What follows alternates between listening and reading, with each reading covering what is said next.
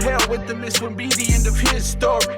Victory over hardship, he's built for it. He killed for another chance to rewrite his story. He grabbed a pen, he wrote the script for it. He had a gift for it, something like a sixth sense. He backed his bags, man, he ain't seen the bed since. Had sentenced, did exactly what it was supposed to do. He swallowed pride, did what people that are sober do. He told the truth, trusted God and cleaned his mess up. They told him he kept going, be like he never even messed up. Within a couple years, the boy was blessed up. He used his story to help others who had messed up. Matter of fact, rumor has it that he still has. He makes music, they say it helps heal land. It was real bad once he's helping them through real battles. Real battles, know nothing about. And that's the story of the boy, and of course there's more to it. Maybe next time we'll get more into it. There's a moral to it, something for you to think on. Yo, you should think on it.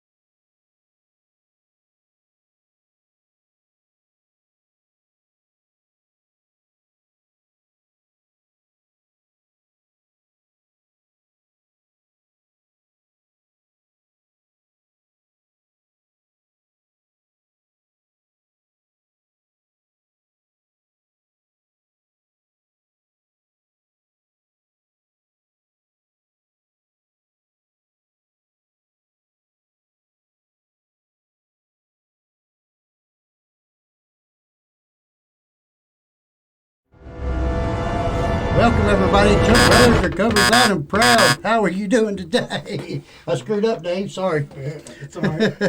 Let's try it over one more time. How are you doing today? Welcome to the show. Welcome to the show. It is Monday, the 4th of December. Woo-woo. How are you all doing? We do have a guest today, my friend Dave. Say hi, Dave. Hey, everybody. He is going on 2 years sobriety. Almost, God willing. God willing. Woo! Man, how are you all doing? Glad to be here. Super proud to be here. Trying to get everything going. Y'all know how my Mondays are. Woo woo. Anyways, we are here. Glad to be here. Doing a deal. So, my weekend was good. I cannot complain. I had nothing go wrong. God was good to me this weekend. And, yeah, woke up this morning sober. Tell you what I did do. I had not 3 years sober, but I had 3 New Year's Day wake-ups sober. That's awesome, man. I ain't had 3 years sober, but I have had 3 wake-ups. New Year's Day. I don't see how that works out, but it does. It just does. It's like I'm at 2.5 years, I think. Yeah, and it's just right. And kind of the way it fell in there. But yeah, I've had 3 wake-up New Year's days sober, clean and sober, and just doing the deal. I got a bunch of sponsees now, working on that, running that on Sundays. Just super busy in recovery. Dave, my friend here, gets to see all the early sobrieties. He works at Detox down there to the, I don't know if I can say it. Can I say it? Yeah, you can say it. The Healing Place in Louisville. And Oh, they're kind of weird how they do their things there and every stuff. We're not clients there, so technically there's no HIPAA law or anything like that Yeah. preventing me from self-promoting. Self-promoting, I self-promoting. guess that would be the word for it. But I'm just a lowly detox monitor. But it's pretty amazing, I get to see every day, people coming in and out of the detox. There's those that stay. There's people I get to work with on a daily basis they're so beat down and so overwhelmed with the problems that stack up on us, as often do, and when you're out there in the madness. And for me to sit down and take a minute out of my time, of course, usually I intake people, and it's about an hour-long process, and I get to see where people are from. I get to cut up with them. I get to, envelop some of my hope and experience. And, I'm pretty jovial, so I try to cut up with them and make it a good experience, because they're scared to death usually when they get in there, especially the young ones. And as you know, COVID right now, it's kind of a chaotic time for recovery. I know it's really beating a lot of people down. There's a lot of people that depend on that place for meetings to stay sober, and that's not been going on for close to 9 months now, and the relapse rate for some of those people are astronomical.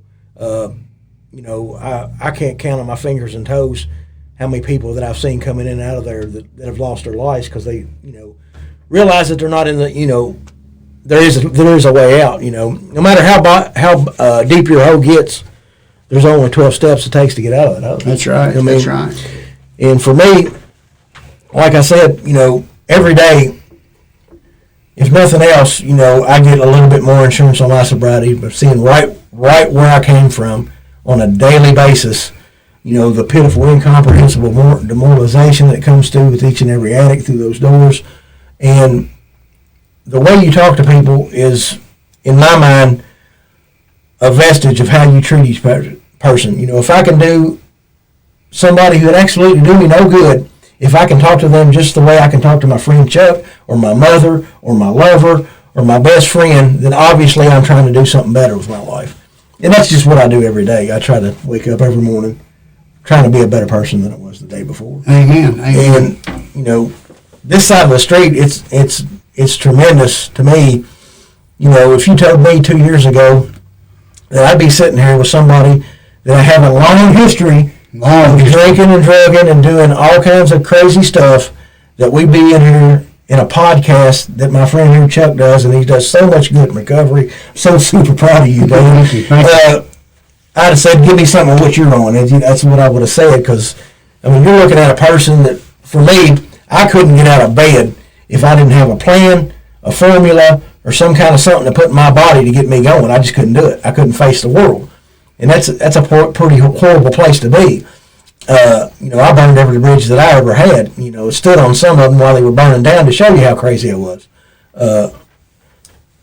Now, I have a peace and serenity that comes with working these 12 steps that stays engaged with people like-minded around me, the winners, as they say, to stick with the winners that are all in recovery. I don't associate with anybody out there. I'll help anybody capable of my means with helping. And believe me, there's people like me, there's people like Chuck, and there's all kinds of people around this world that are trying to make better strides on how the policies and procedures of treating drug addicts are, because we're so stigmatized as a class of people, and rightly so, because, I'll come straight out of the 12 and 12 and 6 and 7, we're born with an abundance of human desires that we need to procreate, we need to be validated, we need, success, all these things that we're doing, and no class of people messes up those desires and makes a bigger mess of them than us alcoholics and addicts.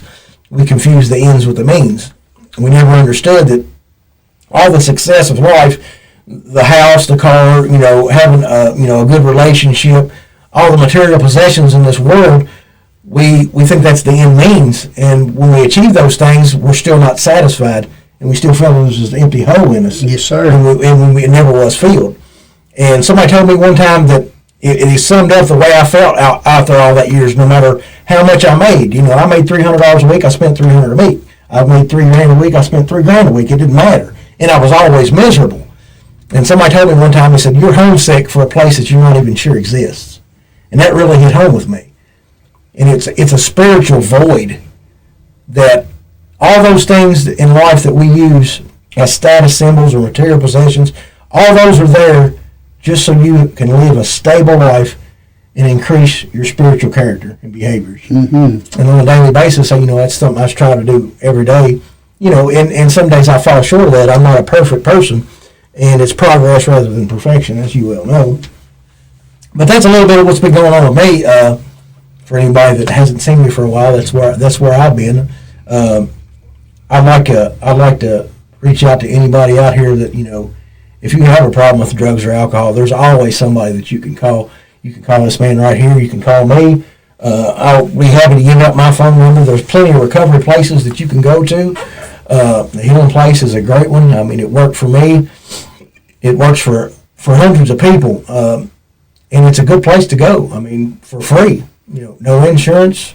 They'll take care of all your needs. They'll teach you about yourself, your disease, what it does for you, what it does against you.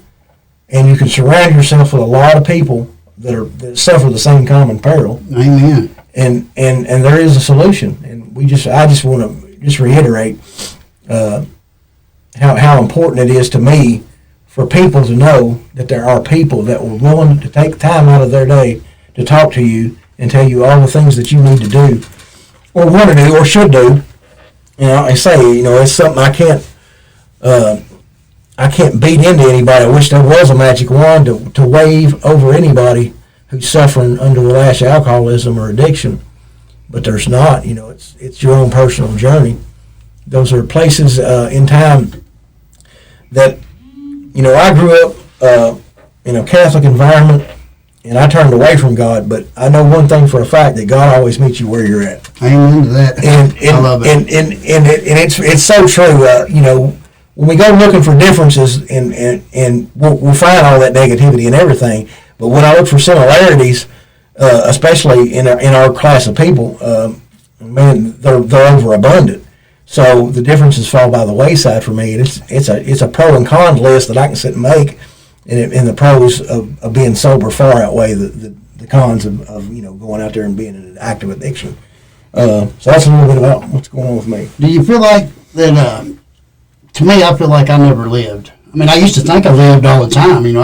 I've been everywhere in the country. I've done this, I've done that. I used to tell people that I've done, if I was to die today, I've done more than most people. Mm-hmm. And even at that point there, I never felt like I lived until I got into recovery. Right. I guess it's emotional, the spiritual part of it. I enjoy it more, and I'm not scared to go in the store. I'm not scared to go anywhere no more. Mm-hmm. Cops pass me, I don't worry about that no more. I just don't worry as much, and I think that's given me a freedom that makes me feel like that I'm really living now, because I was hiding basically before. Scared to go in the store buy cigarettes, scared the cops go by me and go to jail, scared whatever, scared of everything. Mm-hmm. 100 forms of fear that they say. Exactly. I couldn't imagine being up there at the Healing Place right now where the COVID's going on and you can't really get out to meetings like you should. It's got to be a beast. It's pretty intense, actually. Like I said earlier, I mean, I know exactly how you feel about not living. Freedom from the bondage of self. That's what come to my mind when you said that. Yes. This is a prison for me if I let it control my daily activities, and it all starts with my thought process. A great man once said, "Watch your thoughts, because your thoughts become your actions become your behavior, and your behavior becomes your character." So if I'm out there doing wrong and stabbing people in the back and doing everything selfishly and self-centeredly in my narcissistic personality, because I'm horrible about that, an alcoholic in his cups is an unlovely creature, and that just goes to say. But the program works for everybody. I mean, not just somebody that's on alcoholism or an addict or something like that. The program has benefits for every person that comes on this planet, as far as I'm concerned. I had to relearn the way I perceived everything around me, mm-hmm. because I always had a negative sense of entitlement. I always thought I was entitled to things that I didn't do. I run on 1,000 forms of fear. I was afraid of just like you said, to go anywhere. I was scared about what people said about me behind my back or to my face or over here. And those things were always crushing and I could fall back on a self-condemnation and have this pity party for myself and just keep digging that hole deeper and deeper and deeper. And that's a horrible place to be, because, I mean, for most alcoholics and addicts that I know, we overanalyze everything. We scrutinize, and you give me any kind of way I can complicate turning on a light switch into a 100-form process. That's how complicated I can make something as simple as turning on a switch of a light. But freedom of bondage of self is where it's at. Untethering myself from my selfish needs. I understand that in this program, there's a bit of selfishness that has to be done, as far as because we're very empathetic creatures. Mm-hmm.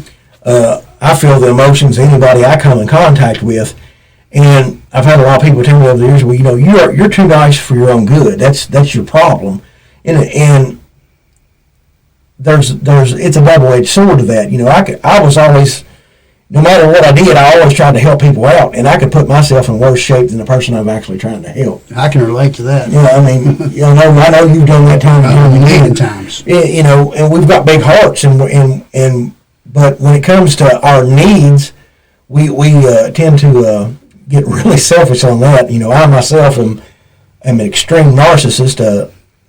I'll make you feel bad for me about something I did to you. Yeah. And tell some elaborate stories and come up with concoctions and schemes, and just to get myself out of the trauma that I'm unwilling to deal with on a daily basis. And that's where the freedom of bondage of self comes from. There's a lot in that book, the Big Book of Alcoholics Anonymous, that I read that book on a daily basis. And what I love mostly about that book is for a person like me, who's going to come up with every other reason not to do what they're trying to tell me to do. It goes into every reason that I'm going to use right before I go into the solution. That's right. And it's masterfully written. It goes on all the forms of changing my from light beer to wine, or wine to liquor, or drinking not at work, or taking a vacation, or not taking, just over and over. And it's every chapter. He's going to go through a scenario that you're likely going to use to have your disease lie to your head. And that's the hardest part about it, is because it talks to me in my own voice. And I'm a silver-tongued devil when it comes to that. My disease, he's just waiting for me to slip up and get my feelings and not know how to deal with myself, my emotions, my thoughts. That's basically it. The freedom from bondage of self, and knowing how to regulate what happens to me and how to deal with everyday situations, and successfully be grateful for the opportunity to be able to shoulder them. Amen. And not buckle under the pressure, and the first and foremost, not to drink or drug over it, no matter what happens today. And that's an amazing feeling, truly living. And it's, this side of the fence is way better, people. Amen. Way better. Amen. Way better. The Big Book was actually, I was going to name it A Design for Living, but there was like 10 other books that was called A Design for Living. I actually bought one for Mom and said, here, you need to read this book. This will change your life. And she's not alcoholic or addict. And I was like, here, read this book. Of course, that's how we are. And we see something that's super great, we want to give it to everybody. Yeah. And I don't know if she ever read it or not, but it's amazing. And that spiritual malady you're talking about, basically, when I talk about spirituality, I don't talk about God, even though I choose God as my higher power. But my spirituality is basically when I get all that garbage out of me, I get clean, spiritual.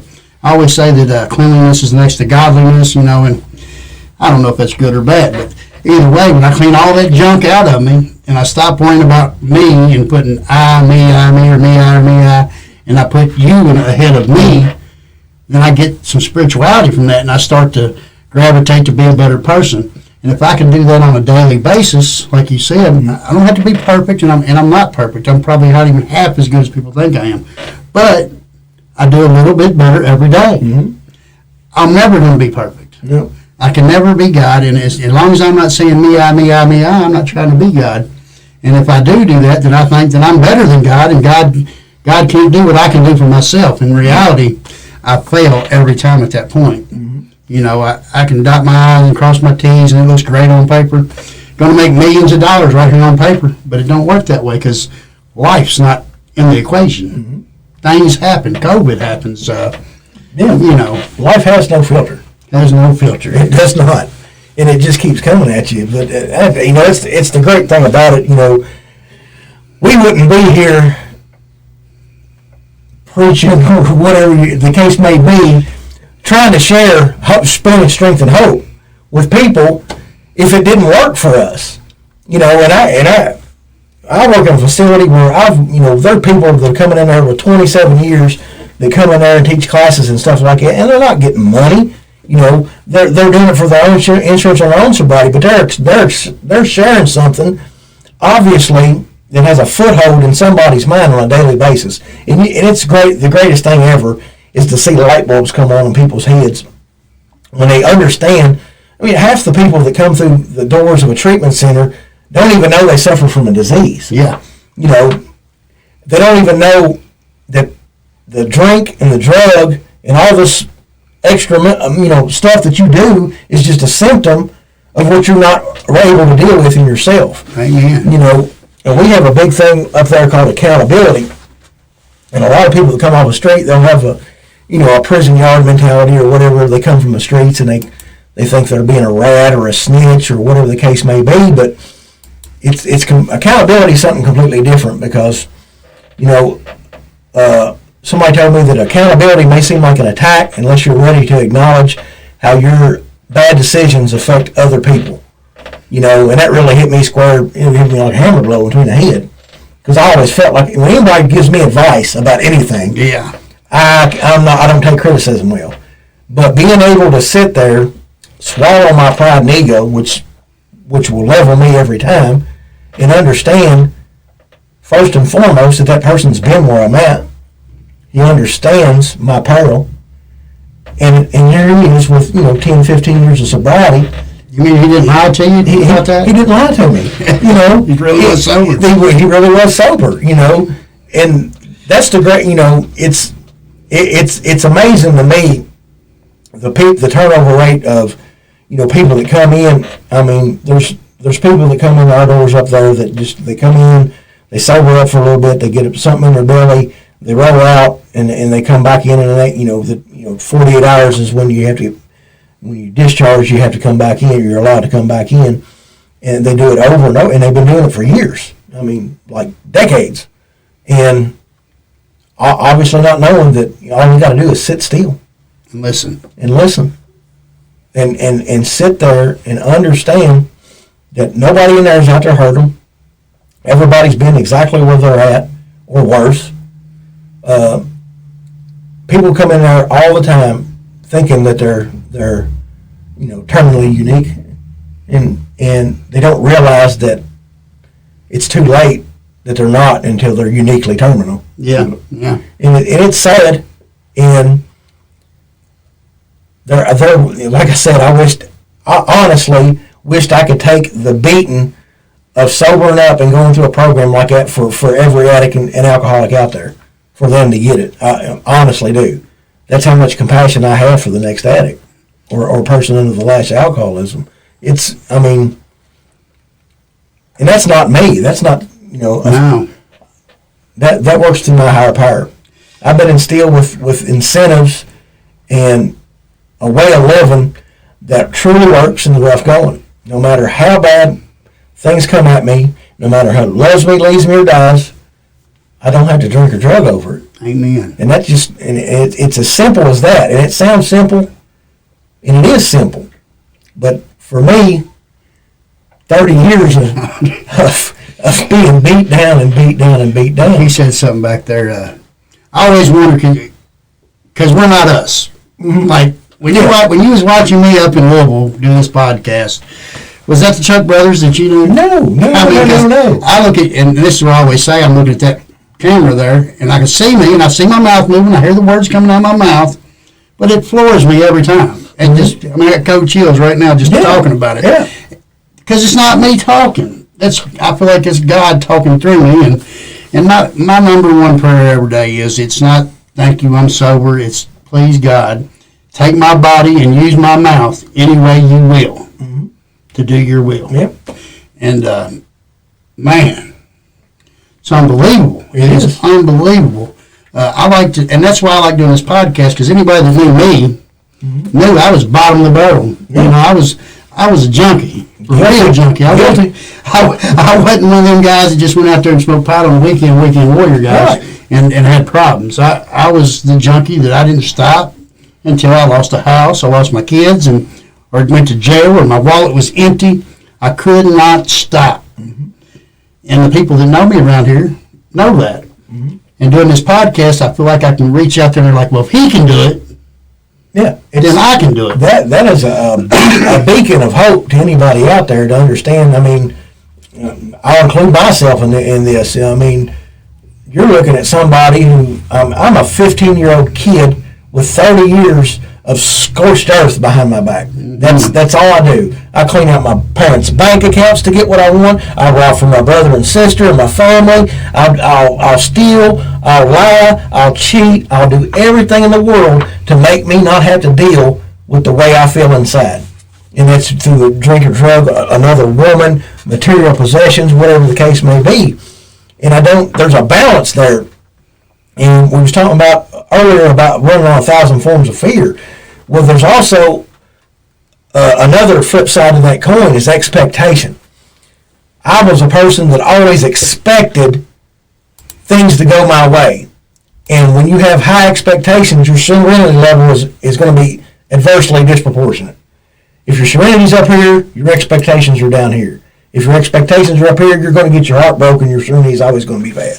So expectations are very crucial for me not to have. Resentment and layaway. You know, resentments are like praying for something that you don't want to happen.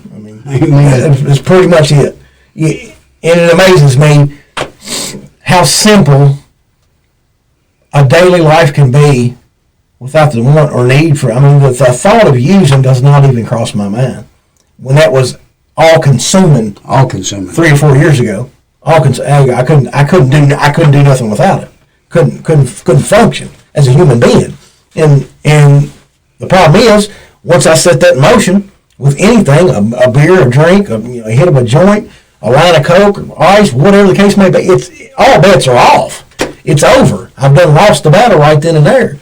And that all starts before that in my mind with the mental obsession, my cognitive distortion, because my disease is sitting there going to tell me all of these amazing ideas that I've done tried and didn't work, and tried again and tried again and tried again, and it never worked. It never worked.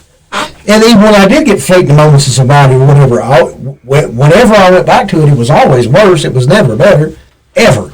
I mean, it's truly demoralizing, and it's a subtle foe, and that's what people won't realize is, I see people go through an 8 or 9 month program and do great and get all of the promises that the 9 steps, entail, get their family back, start getting a house, a car, a good job, all these things, and for one instance, they think it's cool to go out to a bar with, a new girlfriend or something like that and have a cocktail, or it could be as simple as somebody on the streets of Louisville, Kentucky, walking to you up at the bus stop, handing you a tester with a number and say, good luck, call me if you need something. Yeah. And it's over once you put that stuff in you, and it's a proper mental defense against the first drink. It's amazing how you go through and have a psychic change in the thought, and it's completely removed. Recoiling from it as a hot flame, Mm-hmm. I would run until my heart give out if somebody was trying to blow smoke in my face or whatever the case may be. Yes, I'm scared to death of it because I know what that leads me to. I can't stop with wanting anything. That demoralization you get to, and you use, and then all of a sudden, now I done used, so I done blowed it all. Yeah. Now I'm going to go ahead and just go all the way, and then you feel guilty for that, and then you're just getting that roller coaster that you can't get off of. Yeah. And it's, most of the things I've done out there wasn't like heroin. I feel like when they talk about withdrawals and stuff like that, heroin really was a bad withdrawal for me. And but when I got off ice, it really didn't happen to me. But I kept telling myself, well, I can do ice, I can quit that because I got off heroin. It ain't like that, but I could not stop. I didn't know how to stop, and really the answer was just don't put no more in you, dummy. But I just couldn't get that. And I learned that up at JDAC that God kept saying, you'll never have to feel like that again, Chuck. You'll never have to feel like it again. And it started to make me mad. I was like, dude, why do you keep saying that? He said, well, if you don't put no more in you, you'll never feel like that again. Mm-hmm. And it hit me like a moment to me. And I was like, you're right. Mm-hmm. And I didn't. I just didn't put no more dope in me. And I ain't felt like it since.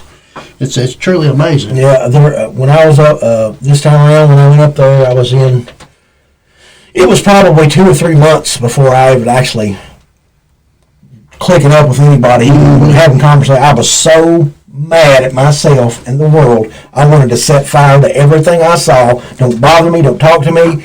Just let me do me, and I'll be all right. And eventually, I'll warm up to this thing. This was my notion, which I did because I sat still for one thing. I didn't have nowhere to go for another. Yeah. Last house on the block, truly for me. But a man told me, I was sitting there, and I opened up for the first time in a meeting.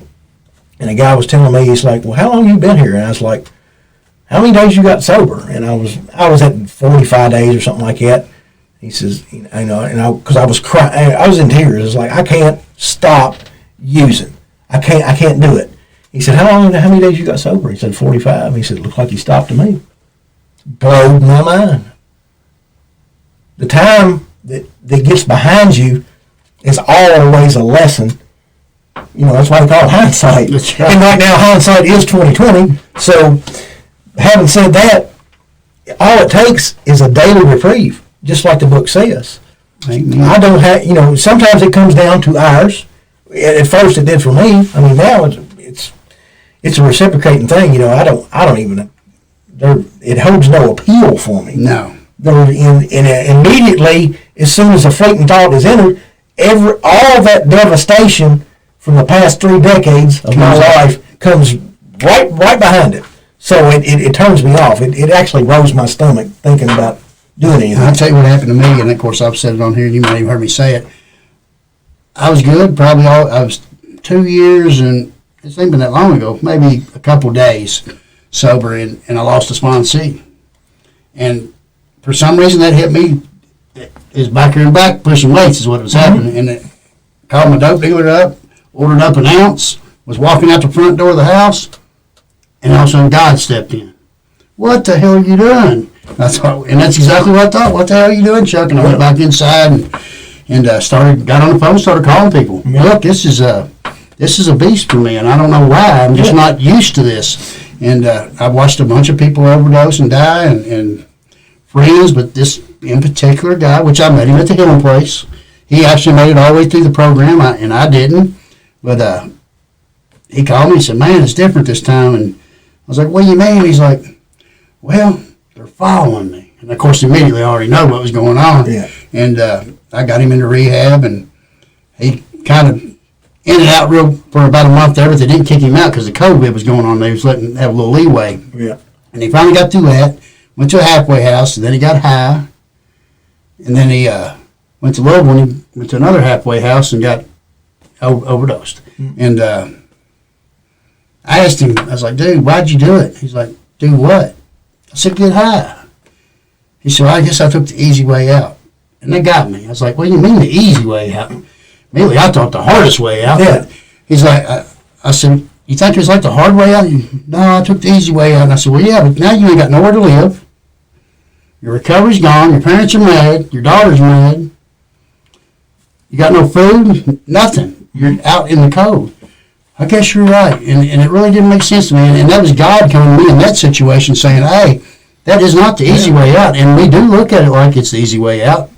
But in reality, it's not. Now I got to search for my dope. I got to find money. I got that all-inclusive cycle again. Mm-hmm. When really, it's easier to just get up and go to work. Yeah. Simple. It really is. I mean, those things is, for me, that's why they call it a subtle foe. I mean, right along my sound reasoning in my mind, there runs this insanely trivial parallel excuse to go put something in me that has a track record of nothing but devastation and just despicable deploritude. I mean, how many times did I take and wake up with my head in my hands? How in the world did I do that again? Again. And make no mistake about it, people. Repeating the same mistake more than once is a decision. You have to change your whole way of way you think, the way you act, behave, and it is aggravating, especially when you get where most people run out up there in that program.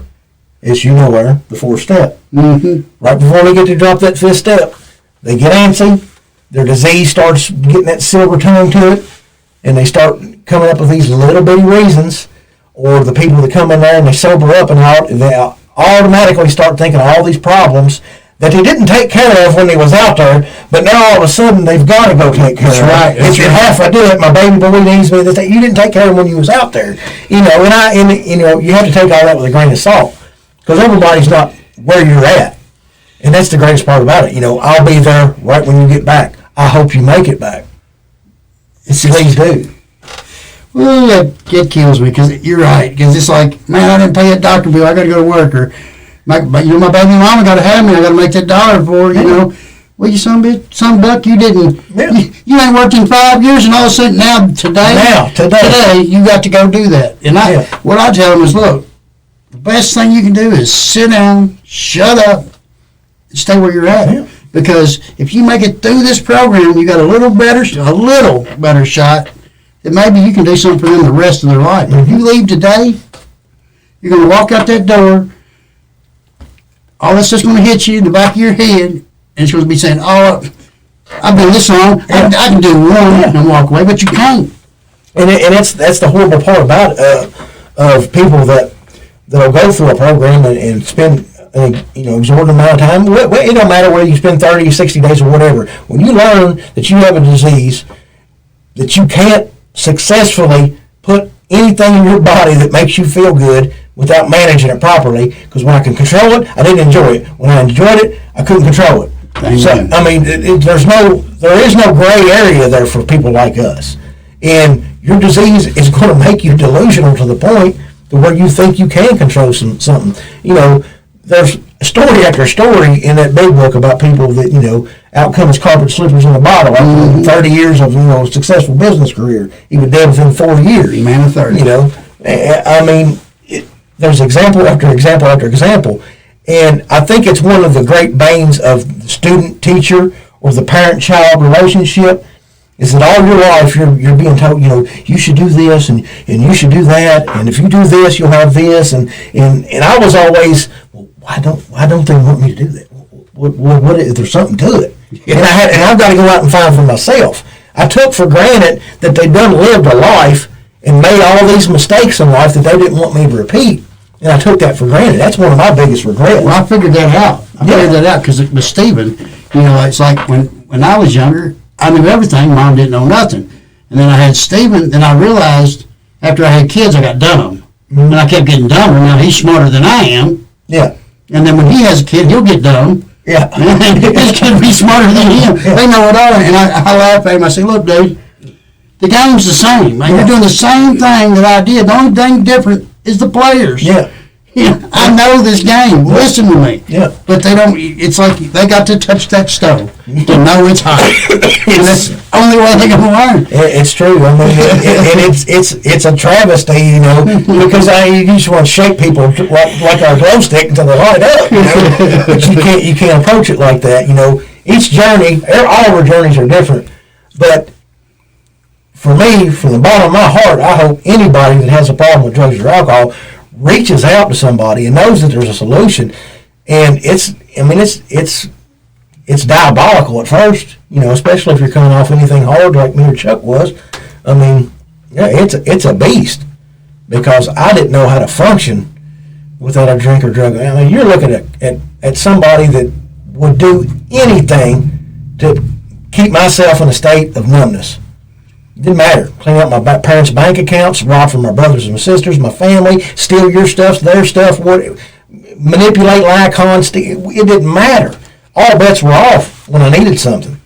And didn't care if I was going to jail. No, didn't care. Usually that's what ends my run. It's like you said. I mean, I don't stop until I've got nothing. Nothing. Scorched earth.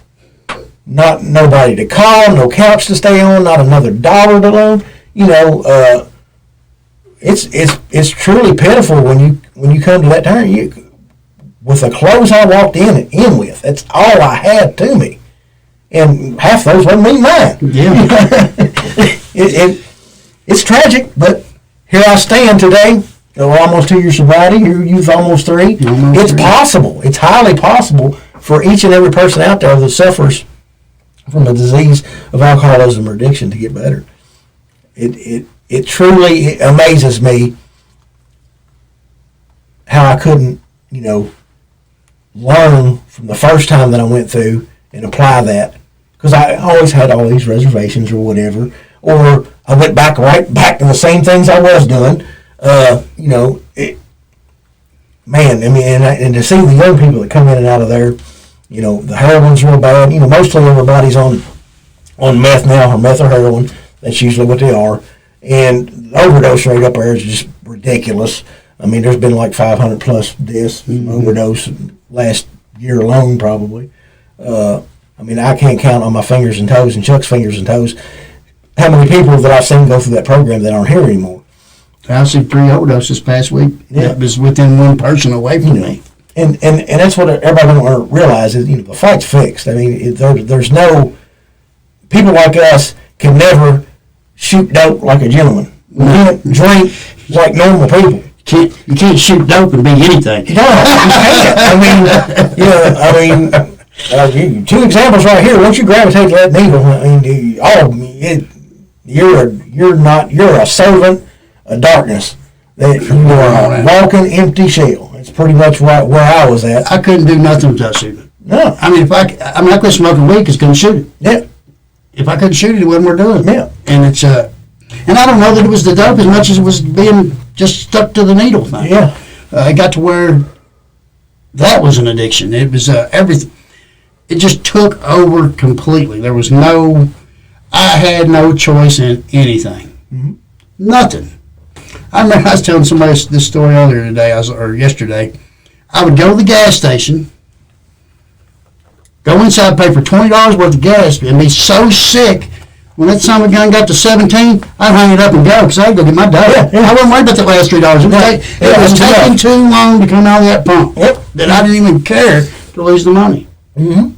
And if I would have paid for 17, I would have done it at 10. Exactly. That's the point. It's the control. That's an illusion in and of itself. For me, there wasn't everything took too long. It feels like when I didn't have what I want in me, it was like when you see it over the hedges when that squirrel drinks that caffeine and the world goes and slows down. That's how I felt when I wasn't high or sober. I wasn't at everybody else's speed. Nothing was coming fast enough. In my lack of urgency, I made everybody else's emergency. That's right. Get out of my way. I've got in and I've run through anything and everything to get there. It was terrible. Terrible. You think being sober, looking back at it, it is terrible. But when you're in the madness, it's all that matters. It's normal.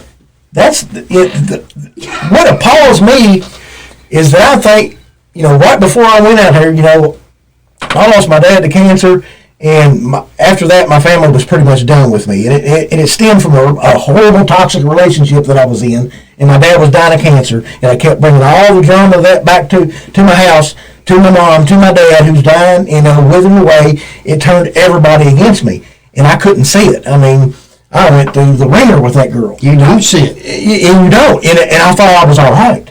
And then, after that, they cut me off, and I'm living in my Subaru with everything I got in me, and I still think I'm fine.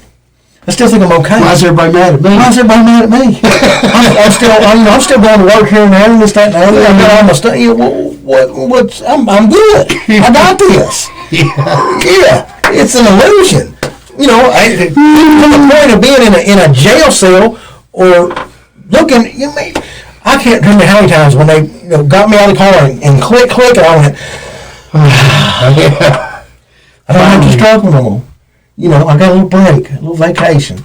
That's some sick thinking right there. Daggone right. It's crazy. I'll never forget old Alicia Lowers over at Nelson County told me back in 2000, she said, Mr. Brothers, don't you ever come back to my jail. You don't belong here. And then I got locked up on Easter. Mom didn't call the law on me because I was running my mouth, as I do. Mm-hmm. And got locked up, and I walked in there, and she said, Mr. Brothers, Didn't I tell you not to come back to my jail? It's been like 17 years and she still remembered me. Yeah. Told you not to come back to my jail. Does your mama know where you're at? And I had to put my head down. Yeah, she's the one who called. Yeah. Man. And that's the, a paradox in the situation. Somebody 17 years later still remembers how much of a screw up or whatever the case may be that you remembered you by. That's right. And that's it. Maybe it's time to do something different. Might be. And that's the great thing about it. Is I'm a person who's like, I ain't never done that. That's not going to work for me. That's a pretty asinine statement. Well, I found that people say, well, that ain't going to work for me. That's the exact thing that's going to help. Yeah. They don't want what helps them. If it's uncomfortable and you don't want to do it, chances are you should probably do it. That's right. When it comes to recovery and bettering yourself, honestly. I mean, all the things that I hated to do was engage with other people or speak or teach or facilitate classes or stuff like that or share some of my strength and hope with it. That stuff, I don't like doing that stuff. Now, it's the most rewarding thing that I do. Amen. The most rewarding thing that I do. I've facilitated quite a few classes up there, and we have a repeating curriculum with the OTS crowd, which we're basically trying to beat the disease concept in your house. We go over the same, first 4 or 5 chapters of the big book in a repeated cycle every day. And We Agnostics was one of my favorite because a lot of people, as Bill says it, the idea of a godly person to me made me more antipathetic towards it. I hate God didn't do nothing for me. I hated that person. And then I always used the mathematics, the divine proportion, 1.618, and how sunflowers grow in a ring up in the center, and each ring is exactly 1 point, and it's the same in every sunflower, and in the trees, and it's in all of nature, the way the planets rotate around the sun, and that latched on to people as like a power greater than yourself. How long did it take you to realize that God was there the whole time, or you wouldn't be sitting here right now? Honestly, in the back of my mind, it was like a splinter that was always there. Because I was raised, a Catholic, I was altar boy and a whole 9 yards, and I always knew that conscience, here's the thing about the conscience. Like when you're getting ready to do something wrong or deceiving or a lie or whatever, steal or whatever the case may be, you got that little voice in your head, hey, you might not want to do that. It's whispering. Yeah. But I always wondered why there wasn't a voice when I did something right that said, hey, boy, good job. Because that's what you're supposed to be doing. That's right. And when you devote from that path, you have all these signals that tell you, I am homeless again, I'm jobless again, I've lost every lover and friend and acquaintance that I've known. Nobody will give me the time of day. It's signals. Maybe it's time to do something different. I tell people all the time, it's like, if one person tells you something, 2 people say something, 3 people say something, you better take a look at it. Yeah. You better take a look at it. And it's a recurring pattern with us over and over and over that we're so delusional in our own cups that we can't even grasp this side of it. Being responsible and a good citizen and all the spiritual aspects of what we do on this side of the fence. I'm not no martyr or no saint or anything like that, and I'm far from perfect. And I try to improve on that every day. But the peace of mind and serenity that I have, that I can look at a complete stranger and not think corrupt thoughts or, because I didn't deal with people unless there was something I could get out of them or force over or get over on them. There's going to be a bum. They weren't going to be around me. I was the bum. Yeah. But this side is so much better. There's so much reward in giving and helping people and just listening to people. It's like what's your name says, conversations save lives. I mean, to me, sometimes all a person needs to do is vent, and not to a person like a shrink or somebody that has no concept of what we went through. But that's why this works so good. Is we relate to where everybody's at. We have been through your circumstances, your trials and your tribulations, and I've got point blank experience. Yeah. And one of the best tools that I've ever used is not telling them what you should do, or you should do this, or you should do that. It's like, sit back there and just let them get everything off their chest. And it's like, you know what? That happened to me. You know what I did? This is what I did. And I don't drink or drink no more. That's right. That's right. And it blows your mind. Higher suggestion. It's an amazing thing. You check. I heard this. I heard this from a newcomer about a year and a half sober. He said in a meeting, he said, "You know, I want to learn everything, but I don't want to be taught nothing. Right. Don't tell me how to do something. Yeah. Show me. Yeah. You know." And it, I wrote in my big book right off the bat. Right. Yeah. Skin popped up. You know, I was like, man, I got to write that down, and I make all my sponsees write it down. It truly is a. You know, I'm nowhere near perfect. You know, I do bad things sometimes. I don't aim to do them. Sometimes I just do. I pay consequences for them. I don't go out and get high over it. You know, I just got to look at it like, I didn't get high today. And as long as I don't put something in me today, I got a shot. Mm-hmm. I know God's got me. Like I said, He never turned His back on me. I turned my back on Him. Matter of fact, my family never turned their back on me. Hell, they still live in the same house. Mm-hmm. I walked away from them. Yeah. And sobriety has just given me so much. And my favorite thing to do is give back. There's nothing more rewarding and spiritually whatever. I actually feel God in me every day. I see God working in every people's lives every day. I can't explain it.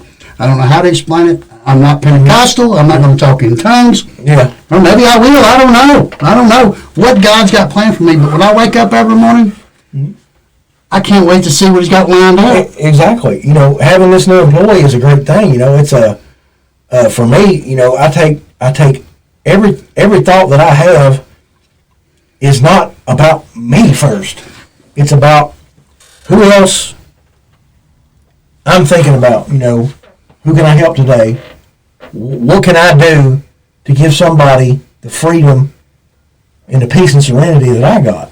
That's all I wanted when I was out there was peace and serenity. Yeah, you know, and like I went back to saying earlier about being homesick for a place you never knew existed. I found it. You know, the rewards of this side is just, extremely abundant, and none of us can do that without a higher power. It just can't do all things. In His day that works. You know, for me, every day is what I do in the morning. I get up first and foremost, thank Him for breathing life back into my body. And it's the first thing I do. I don't use me or I statements. Grant me to be a vessel, a conduit that helps somebody else. That's especially, right. People in our class, because things are getting better out there, though, as far as us, there's more rehabs opening. They're a little, it shocks me to release, like, all the people that, we used to call the law on and they take them straight to jail. Now they call them EMSs and they have them sober up and then come back. Yeah. That stuff, around here it probably don't work like that, but Well, they're actually, I've worked a lot with the Sheriff's Department and KC up here in town. I've given them business cards for Chuck Brothers Recovery Loud and Proud. If you lock somebody up, just hand them a card. Mm-hmm. Yeah. When they get out of jail, they'll have that card. And actually, when they get out of jail here in Nelson County, they get an exit pack, and I'm on the front page, so they can call me. And I can get them somewhere, help them out, whatever I can do. I don't ever give nobody no money. I'll give them clothes. I'll find them a place to go stay, whatever. Rehab. I can have them in a rehab tomorrow, which is not the healing place, but I got access to places to put somebody. So if that's the problem, I can't get into rehab. No, that's not the problem. I can do that. Yeah. And usually when I do that, they say, "Oh, well, can I wait till next week?" Yeah. I got the things I got to take care of. It's always something. Always something. I got to cut her show. That's all, folks. I got to cut the show off because we're running out of time. But anyways, people, I want to thank Dave. Thank you, Chuck. Man, appreciate it. Super proud to have you here, Dave. Proud of you, man. Man, this dude right here, y'all just would have no idea. Great. It's good stuff right here. But anyways, I love y'all. I believe in you all. If you need anything, Chuck Brothers Recovery Loud and Proud. Woo, woo, woo, woo.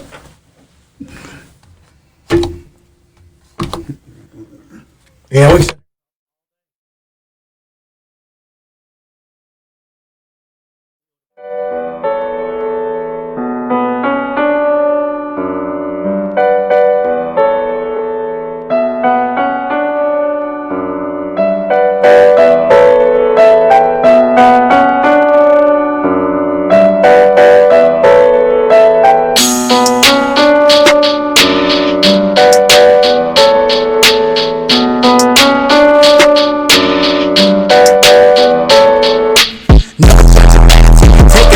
through his shoes. First you gotta understand the sand that he's walking through. Time is right to fall, but it's never been his fault. Following the code, hanging over nothing but adults.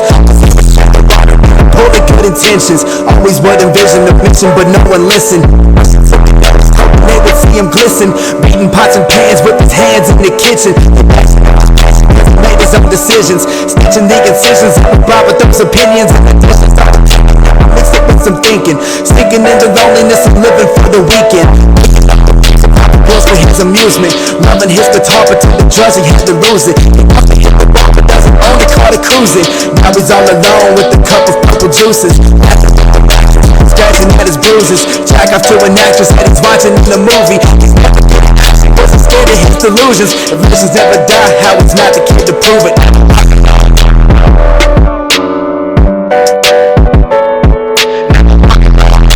Life's a battle, you can flee from people, but evil to travel in the shadows.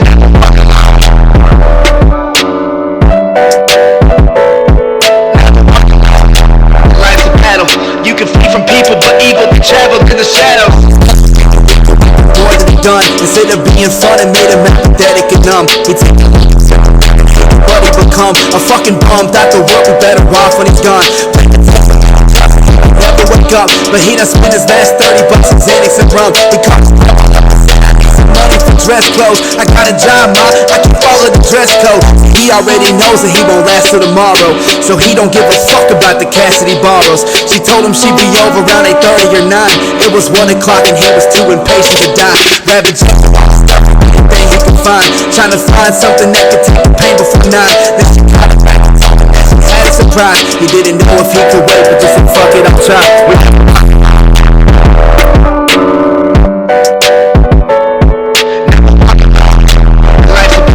You can flee from people, but evil to travel in the shadows.